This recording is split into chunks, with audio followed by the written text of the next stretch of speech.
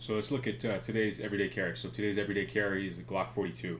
So Glock, or just a firearm in general that I really like carrying when I don't want to feel like I'm carrying a firearm. So it's very minimalist. It is a 380. It's very small.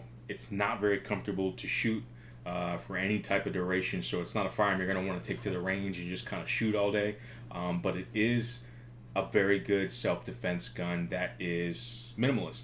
So pros and cons, I'll go through some of them. Show you the setup I have, show you how to break it down, give it a quick clean, show you the carry ammo that I typically carry. So first, and then I'll show you the holster. So first, foremost, just make sure it's not loaded. So no round in the chamber. It's not loaded. Typically always carry a round in the chamber.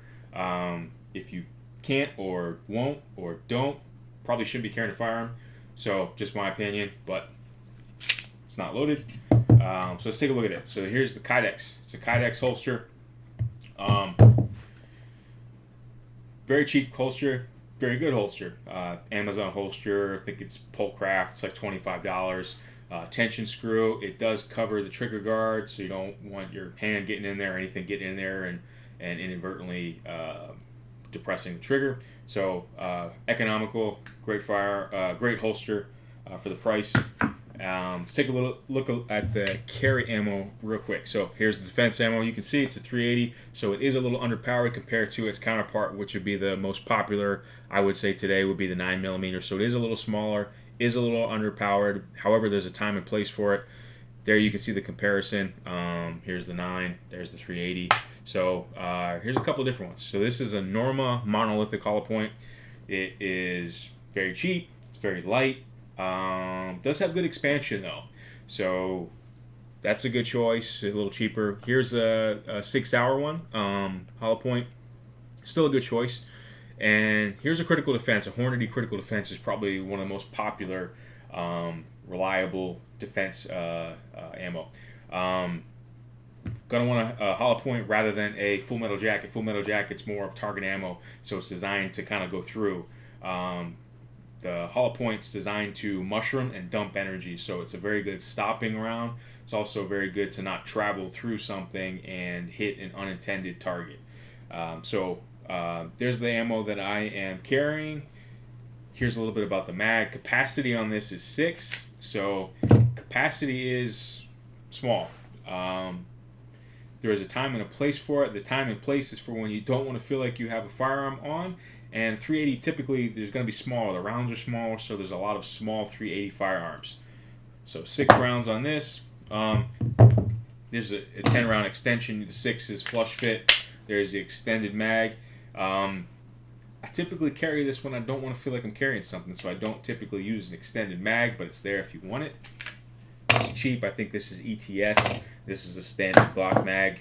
A couple things I did to customize a firearm. So Glocks typically don't have the best grip. So this is a Talon grip. It is rubberized. There's rubberized and there's like a sandpaper one. I got the rubberized one. You just overlay it, use a blow dryer, put it on. It's quick, it's easy. If it starts to come off, who gives a shit? Just put another one on. I think it was maybe $19, $15, something like that. So I did change the back plate. You can see the back plate on this one.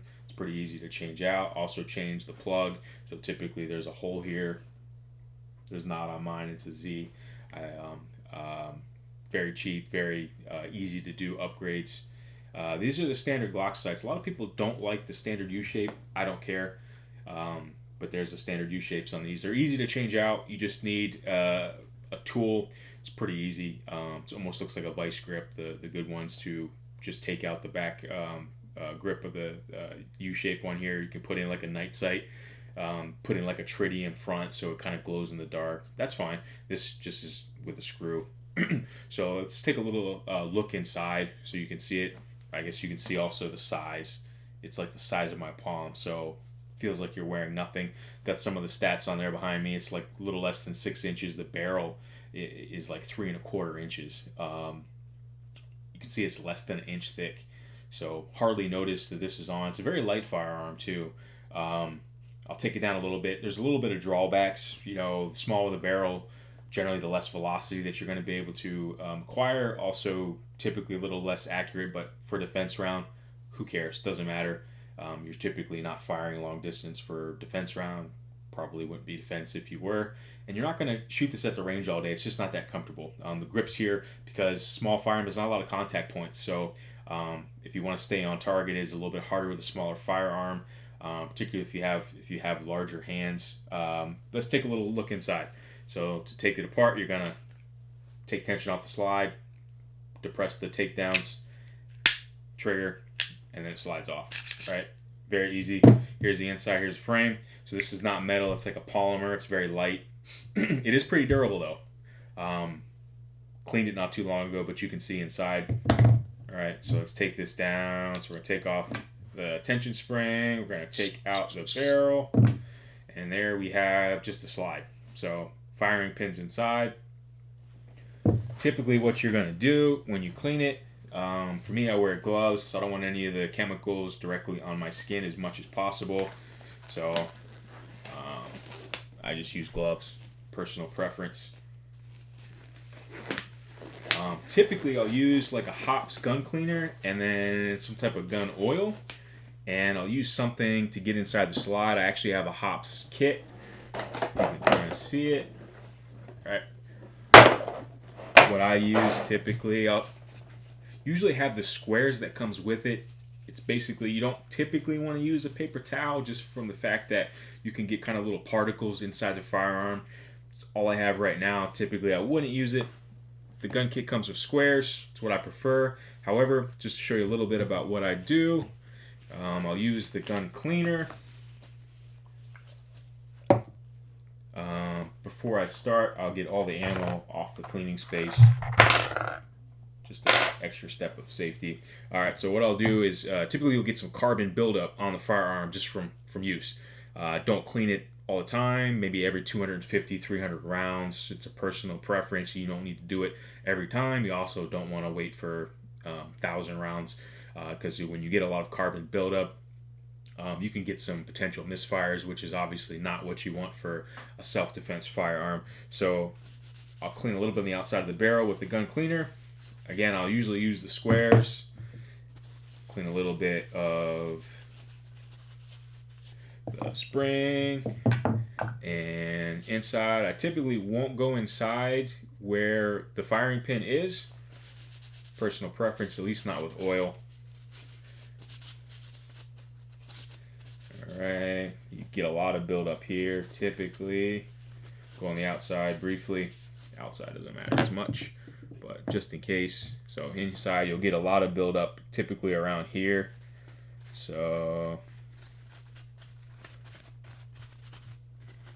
let's see, I get that quick.